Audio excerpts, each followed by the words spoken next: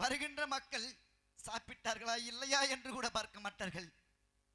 நீ வருவதற்கு முன்பதாக உன்னுடைய தம்பியான வீமனாகப்பட்டவன் சென்று என்ன நியாயம், இந்த நியாயத்தை நாம் முடித்து வைத்தால் எவ்வளவு கைகூலி என்று சொல்லப்பட்ட லஞ்சமாகப்பட்டதை தருவாய் என்று நியாயம் பேசக்கூடிய கொடிய காலம் பிறந்துவிட்டது. அப்படியா? அது மட்டுமா, உன்னிடத்திலே பொன்னும் பொருளாகப்பட்டதை பெற்று சென்றால் செல்கின்ற வரியில் வழிமறித்து அடித்து வைத்து இந்த பொருளாகப்பட்டதை பறிக்கக்கூடிய காலம் பிறந்துவிட்டது. அப்படியா? பொன்னும் பொருள் எல்லாம் பறித்து சென்று விடுவார்கள், நாட்டிலே நீதி நேர்மை இருக்காது என்று தெரிவிக்கிறீர்களே கண்ணா. இதுவெல்லாம் தாங்கிக் கொண்டு மக்கள் எப்படி வாழ்வார்கள் என்று தெரியவில்லையே. சரி, இருந்தாலும் இருக்கட்டும், இன்னும் என்ன நடக்கும் என்பதை எங்களுக்கு சொல்ல வேண்டும் கண்ணா.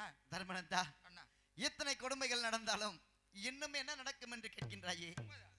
இப்பொழுது பெற்ற தாயாகப்பட்ட உன்னுடைய தாயாரை நீங்கள் ஐவரும் அனுதினமும் எழுந்து காலையில் எழுந்தவுடன் உன்னுடைய தாயாரான குந்தமாதேவியை வணங்கிவிட்டுத்தான் மறுவேளை பார்ப்பீர்கள். ஆமா, ஆனால் அந்த தாயின் நிலையாகப்பட்டது எப்படி இருக்கும்? எப்படி இருக்கும்? இதோ சொல்கின்றேன் தர்மனந்தா. கன்னியர்க்கு மேலான கலியுக நடத்தையில்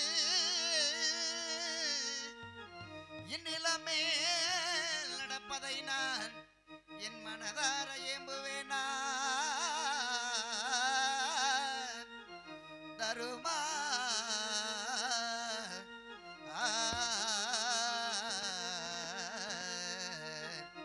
தருமா தருமா மனதார ஏகுவேன் நான். தருமா தருமா தருமா. தர்மனந்தா, பெற்ற தாயாரின் நிலையாகப்பட்டது எப்படி இருக்கும்? எப்படி இருக்கும்? இதோ சொல்கின்றேன். தாயாருக்கு தலை சுமை நினைப்பார்கள் தருமராஜா. ஐயோ, தாயாருக்கு தலை சுமை வைக்க நினைப்பார்கள் தர்மராஜா. ஐயோ, தாயாருக்கு தலை சுமை வைக்க நினைப்பார்கள் தருமராஜா. ஐயோ, தாயாருக்கு தலை சுமை வைக்க நினைப்பார்கள் தர்மராஜா. ஐயோ, கட்டிய மனைவியை கட்டிலில் வைப்பார்கள் தருமராஜா. ஐயோ, கட்டிய மனைவியை கட்டிலில் வைப்பார்கள் தர்மராஜா. ஹலோ அண்ணா, தர்மனந்தா, இப்பொழுது பெற்ற தாயாரை வணங்கக்கூடிய காலம் போய் பெற்ற தாயாரின் தலையிலே தலை சுமை என்று வைக்கப்பட்டு கட்டிய மனைவியை கட்டிலே அமர வைத்து அழகு பார்க்கக்கூடிய காலம் பிறந்து விட்டது. கண்ணா, தர்மனந்தா, என்ன தெரிவிக்கின்றாய்? தாயாரை மதிக்க மாட்டார்கள், தாயார் தலையில தலை சுமைய வைத்து விட்டு கட்டினி மனைவியை கட்டிலே அமர வைத்து அழகை ரசித்துக் கொண்டிருப்பார்கள் என்று தெரிவிக்கிறாயே. ஆனால் இந்த கலியுகத்தில் இது போன்ற ஒரு கொடுமை பெற வேண்டுமா? இதுவெல்லாம் நாட்டு மக்கள் இனிமேல் எப்படி தப்பி வாழப்போகிறார்களோ தெரியவில்லை. சரி, இருந்தாலும் இருக்கட்டும், இன்னும் என்ன நடக்கும் என்பதை சொல்லுங்கள். தர்மனந்தா, கண்ணா, இருந்தாலும் இருக்கட்டும், இன்னும் என்னவெல்லாம் நடக்கும் என்று கேட்கின்றாய். உண்மைதான். இப்பொழுது உன்னுடைய நாட்டிலே மாதம் மும்மாறி வருடம் ஒரு பொன்மாறி என்று சொல்லப்பட்ட மலை மாறி எல்லாம் பெய்து, ஆமா, எங்கு பார்த்தாலும் பட்டினி பசி இல்லாமல் வருகின்ற மக்களுக்கு அள்ளி கொடுத்து செல்வ செழிப்போடு நீங்கள் ஆட்சி புரிந்து வருகின்றீர்களே. உண்மைதான் கண்ணா, உண்மைதான். ஆனால் கலியன் பிறந்து விட்டால் என்னென்ன நடக்கும் தெரியுமா? என்ன சொல்லுங்கள். இதோ சொல்கின்றேன் தர்மனந்தா. ஆகட்டும். துயமலையாது பெய்வதறியாது தருமராஜா. ஐயோ, பொய்ய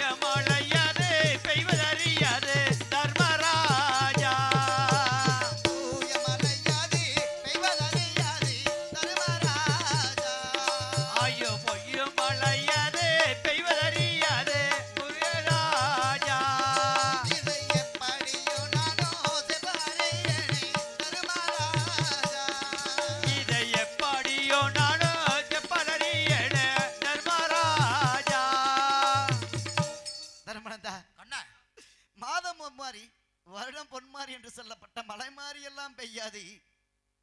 எங்கு பார்த்தாலும் பசி பட்டினி என்று ஒருவருக்கொருவர் அடித்துக் கொண்டு உதைத்துக் கொண்டு சாகக்கூடிய காலம் வந்துவிட்டது. அப்படியா? உண்மைதான் தர்மனந்தா. கண்ணா, அது மட்டுமல்ல, இங்கு எங்கு பார்த்தாலும் நீதியோ நேர்மையோ இருக்காது. ஆகவே நீங்கள் என்ன செய்ய வேண்டும் தெரியுமா? என்ன செய்ய வேண்டும்? இதோ சொல்கின்றேன் தர்மனந்தா. ஆகட்டும். நீதி நெறி முறை நியாயம் இருக்காது தர்மராஜா. ஐயோ நீதி நெறி முறை நியாயம் இருக்காது தர்மராஜா. ஐயோ நீதி நெறி முறை நியாயம் இருக்காது தர்மராஜா. ஐயோ நீதி நெறி முறை நியாயம் இருக்காது தர்மராஜா. ஐயோ நிச்சயம் வைகுந்தம் போக வேணும் அப்பா தர்மராஜா. ஐயோ நிச்சய வைகுந்தம் போக வேணும் ஐயா தர்மராஜா. தர்மனந்தா, கண்ணா, எங்கு பார்த்தாலும் நீதி நெறிமுறை நியாயம் என்பதே இருக்காது. அப்படியா? ஆகவே நீங்கள் அண்ணன் தம்பிகள் ஐவரும் என்னுடைய தங்கையான திரௌபதி சேர்த்து 6 பேருமே உயிரோடு வைகுந்தம் வந்து சேர வேண்டும் தர்மனந்தா. கண்ணா, எங்களுடைய நாட்டில் இனிமேல் நீதி நேர்மை தர்மம் நிலைக்காது. இதுவெல்லாம் நீங்கள் பார்த்துக் கொண்டு இருக்கக்கூடாது. உயிரோடு நீங்கள் வைகுந்தம் வர வேண்டும் என்று தெரிவிக்கின்றீர்கள். அப்படித்தானே? உண்மைதான் தர்மனந்தா. ஆகட்டும் கண்ணா, ஆகட்டும். இதுவரை உன்னுடைய வார்த்தை தான் கேட்டு நடந்தோம். இனிமேலும் உன்னுடைய வார்த்தை தான் நாங்கள் கேட்கப் போகிறோம். ஆனால் நீங்கள் சொன்னது போல் நாங்கள் 6 பேர் வைகுந்தம் வந்து விட்டால் எங்களுடைய நாடு நகர் நாட்டு மக்கள் தாய் தந்தை இவரெல்லாம் தன்னந்தனி அந்த அஷ்டபரி நாட்டில் விட்டு நாங்கள் எப்படி வருவது சாமி? தர்மனந்தா, எத்தனை கொடுமைகள் நடந்தாலும் நாட்டையும் நாட்டு மக்களையும் அனாதையாக விட்டுவிட்டு நாங்கள் 6 பேரும் எப்படி வருவது வைகுந்தம் என்று கேட்கின்றாயே. உண்மைதான். கவலை வேண்டாம் தர்மனந்தா. உன்னுடைய தம்பியான வேமனின் பேரனாகப்பட்டவன் பரிசுத்த மன்னன் என்று சொல்லப்பட்டவன். ஆம். அந்த பரிசுத்தனுக்கு பட்டத்தை கட்டிவிட்டு அன்னவனிடத்திலே உங்களுடைய தாய் தந்தையை ஒப்படைத்து விட்டு அதன் பிறகு நீங்கள் 6 பேரும் அந்த கலியன் பிறப்பதற்கு முன்பதாகவே வந்து சேர வேண்டும் வைகுந்தம். அண்ணா, அப்படியாகட்டும். எங்களுடைய பேரன் பரிசுத்தனுக்கு இந்த நாட்டை நாங்கள் பட்டம் சுட்டி வைத்துவிட்டு நாங்கள் 6 பேரும் வைகுந்தம் வருகிறோம். ஆனால் உங்கள் சொல்படியே நடக்கிறோம். நாங்கள் செல்கிறோம். அப்படியாகட்டும் தர்மனந்தா, சென்று வருகிறோம். சென்று பாருங்கள்.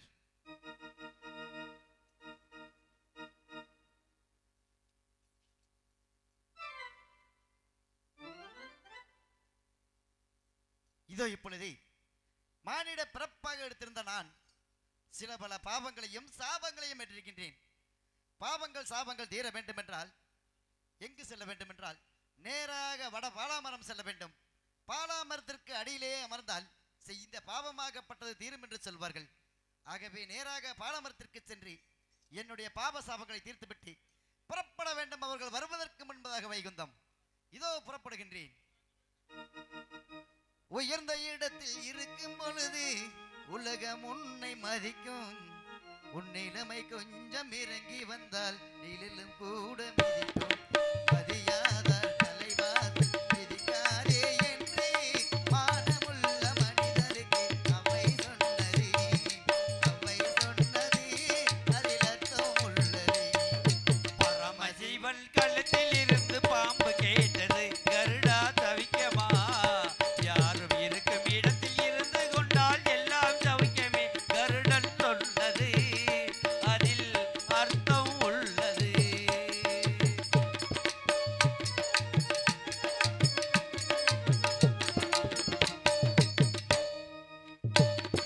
கண்ணிவோட சக்கரங்கள் 2 மட்டும் வேண்டும். அந்த 2இல் ஒன்று சிறியதென்றால் எந்த வண்டி ஓடும்?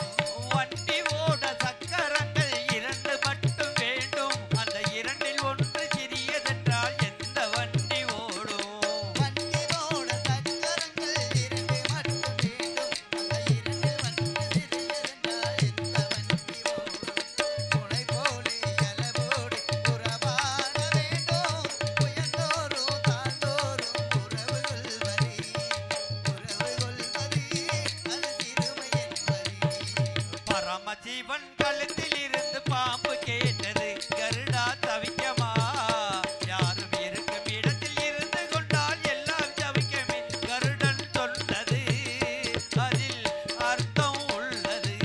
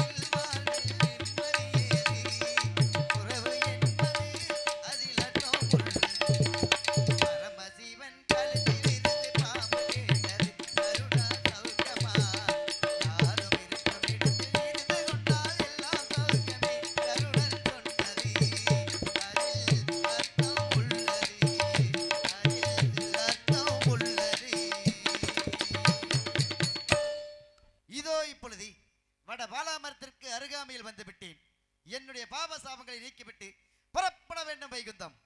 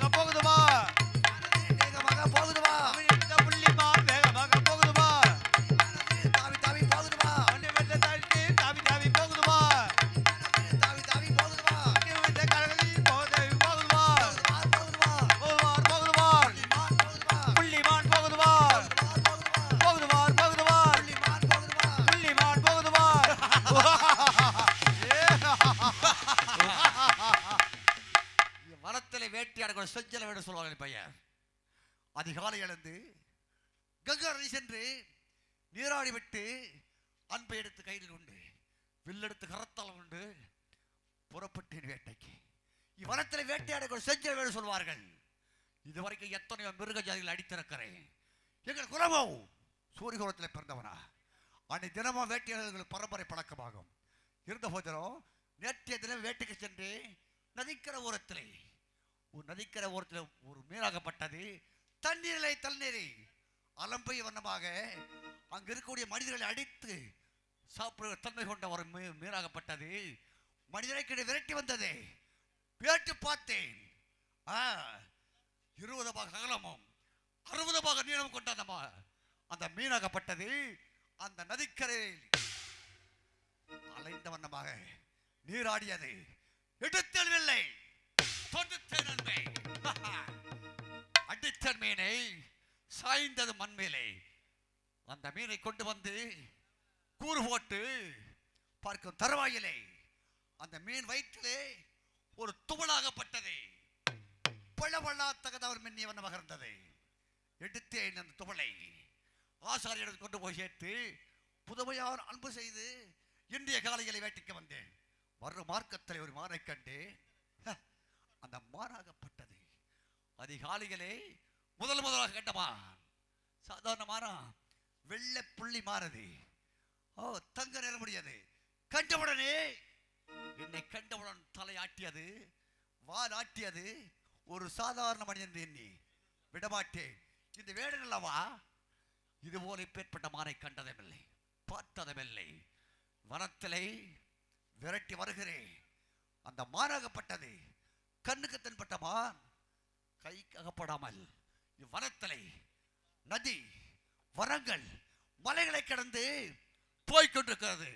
அந்த மானாகப்பட்டது போக நான் பின்தொடர அதிகாலையில் கண்ட மானாகப்பட்டது.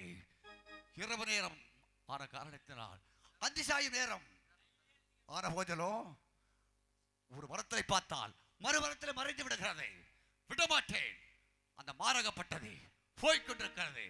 மானே, அந்த வேடனை ஏமாத்தி விட்டேன் என்று இருக்கிறாயா? விடமாட்டேன். எத்தனையோ காலகாலமாக வேட்டையாடி இருக்கிறேன். கண்ணுக்கு தென்பட்ட மானை நான் விட்டதுமில்லை, இனிமேல் விடப் போவதுமில்லை. வருகை பின்தொடர்ந்து உன்னை கொல்லாவிட்டால் செந்தல வேடன் அல்ல. வேடனோ என் குறியாகப்பட்டது தப்பியது இல்லை. எத்தனையோ மிருகங்களுக்கு சாய்த்திருக்கிறேன். வருகளை பின்பற்றி கானகத்தில மானத்துரத்திய வேடனும் வந்து தோன்றினான். மானத்துரத்திய வேடனும் வந்து தோன்றினான். கனகத்திலே மானத்துரத்திய வேடனும் வந்து தோன்றினான்.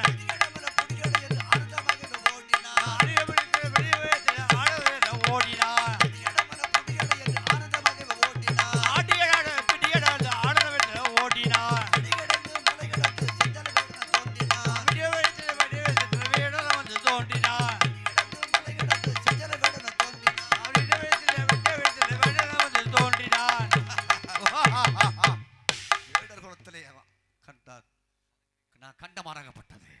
அதோ நதிக்கர ஓரத்திலே பாராமரத்தடியிலே பதுங்கி இருக்கிறது. அந்திசாயும் நேரம் ஆகிவிட்டது. தப்பித்து விட்டோம். வேடன் விட்டு விட்டான். அந்த வேடனை ஏமாற்றி விட்டோம் என்று சந்தோஷத்துடன் காதை ஆட்டிக் கொண்டிருக்கிறாய். விடமாட்டேன். இதோ இந்த பாலாமரத்திலும் மரமாக வைத்து என்னுடைய வில்லாலை அன்பால் அடித்து உன்னை அரமனை கொண்டு போய் நான் சாப்பிட போகிறேன். விட்டுகிறேன் இல்லை, விட்டுகிறேன், விட்டுகிறேன்.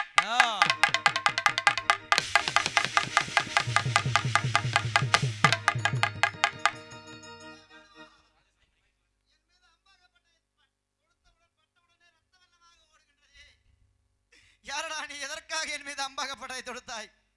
இந்த அம்பாகப்பட்டது பட்டவுடன் எங்கு பார்த்தாலும் ரத்த வெள்ளமாக ஓடுகின்றது. எதற்காக தொடுத்தாயடா வேடுமணி? நீ யார்?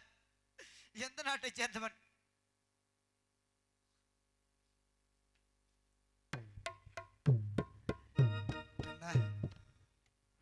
சத்தம் என்ன? அபாய சத்தம்.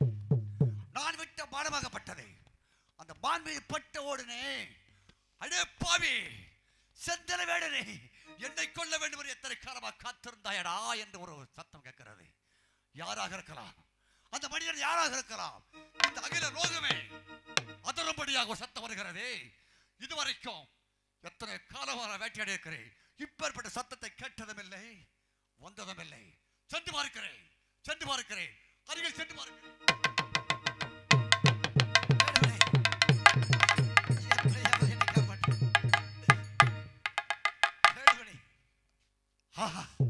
அருகில் சென்று பார்க்க தருவாயிலே கண்ணபெருமான் அமர்ந்திருக்கிறார். இருந்த இடத்திலே தரையிலே உருண்டு கொண்டு ஐயோ தெய்வமே, ஆண்டவரே சிவனே, என்ன செய்வேன் என்று கண்ணபெருமான் இந்த மண்ணிலே புரண்டி கொண்டிருக்கிறார். அப்படியே மண்ணிலே இரத்த ஓடுகிறது. என்ன செய்வேன் இறைவா, என்ன செய்வேன்? ஆண்டவர் அல்லவா, அகில லோகத்துக்கும் மாயவராகப்பட்டவன் ஒரு வேடன் கையிலே அகப்பட்டு இறக்கும் தருவாய்க்கு வந்துவிட்டது. என்ன செய்வேன்? விடமாட்டேன். மாயவனை கொள்ள விடமாட்டேன். சாவதற்கு விடமாட்டேன். நான் விட்ட பானத்தை நானே புடுங்குகிறேன், பற்றி விடுகிறேன். விட்டதொரு கண்ணை கட்டளைகள் ஓடி புடுங்கினா, கட்டளைகள் பிடுங்கினா,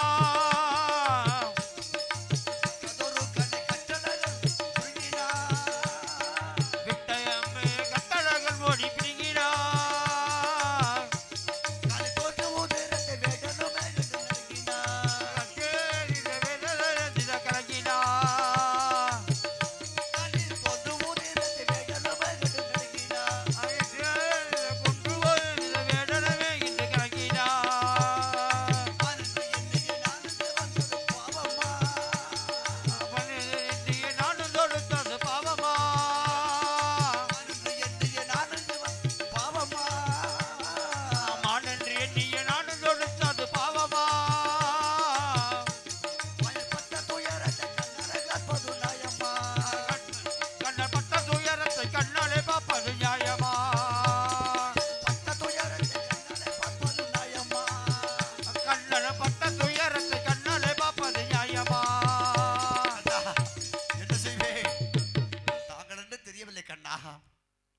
இப்பொழுது இந்த லோகமெல்லாம் வெத்த வெள்ளமாக போய்கொண்டிருக்கிறது. என்ன செய்வேன்? ஐயோ தெய்வமே. ஆனால் கண்ணபெருமானே, உங்களை காப்பாற்ற முடியவில்லை. பெரு விரலிலே பெரும் வெள்ளம் போல இந்த பூமியிலே ரத்த ஓடுகிறது. உன்னை காப்பாற்ற என்னால் முடியவில்லையே கண்ணபெருமானே. ஆனால் நான் தாங்கள் மேல் நம்ப போடவில்லை. தாங்களை கொள்ளவே நினைத்ததும் இல்லை. உங்களுக்கு எனக்கு எந்த வித பகையும் இல்லை. அப்படி இருக்கும் தருவாயிலே, அகல் லோகத்தில் உள்ள பாமர மக்கள் எல்லாம் வணங்கும் தருவாயிலே, நீங்கள் இந்த மரத்திலே இப்படி புரளும் பொழுது என் மனமாக சஞ்சரிக்கிறது. கண்ணா, எதுக்கு ஏதாவது தண்டனை கொடுத்து விடாதீர்கள் கண்ணா. நானும் எத்தனையோ தாய் நிலை பார்க்க வேண்டும். என்னை பெரும் சாபத்துக்கு ஆளாக்கி விடாதீர்கள் கண்ணா. என்னை மன்னித்து அழ வேண்டும் கண்ணா, மன்னித்து அழ வேண்டும். ஐயோ தெய்வமே, கண்ண பெருமானே, செஞ்சேன். வாய் திறக்கவில்லை. வாய் திறந்து பொன்னான ஒரு வார்த்தை சொல்லுங்கள்.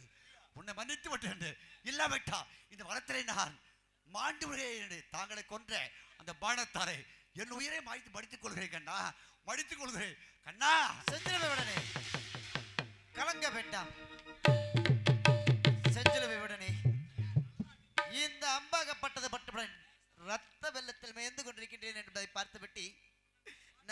தவறு செய்தேன், ஏது தவறு செய்தேன் என்று ஒன்றுமே புரியவில்லையே.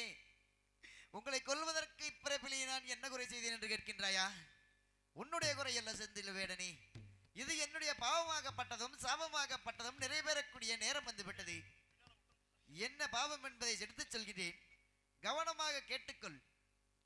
முன் ஜென்மத்திலே நானோ ராமனாக அவதரித்தேன்.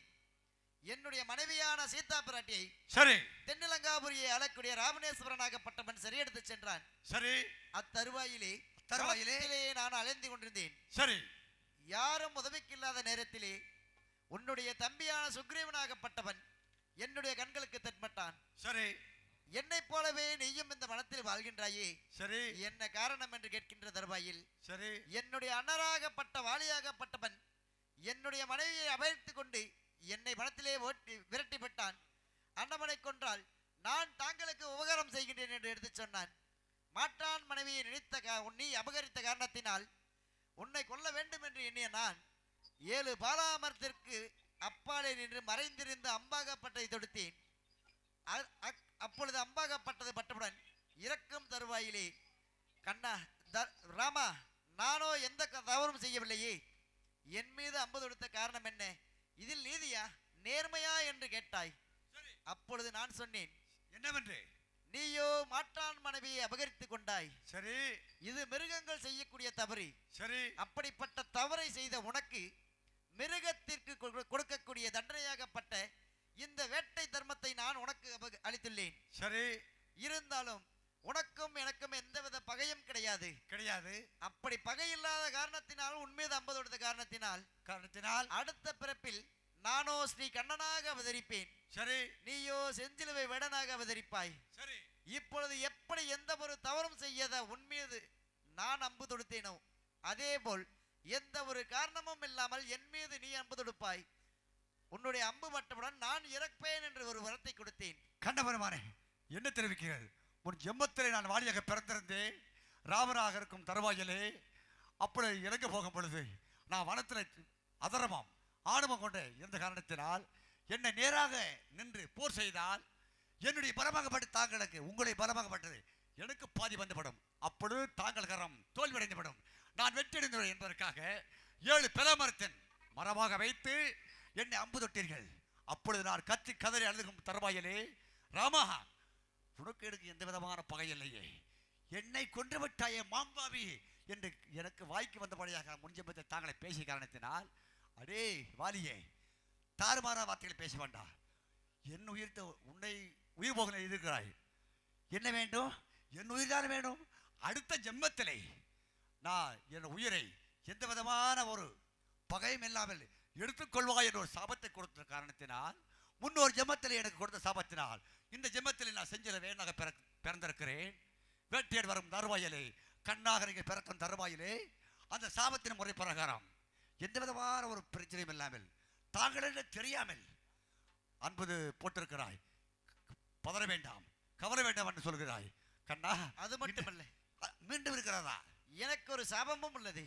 கண்ணா, எத்தனையோ பேர்கள் சாபத்துக்கு உள்ளாகி இருக்கார்கள்.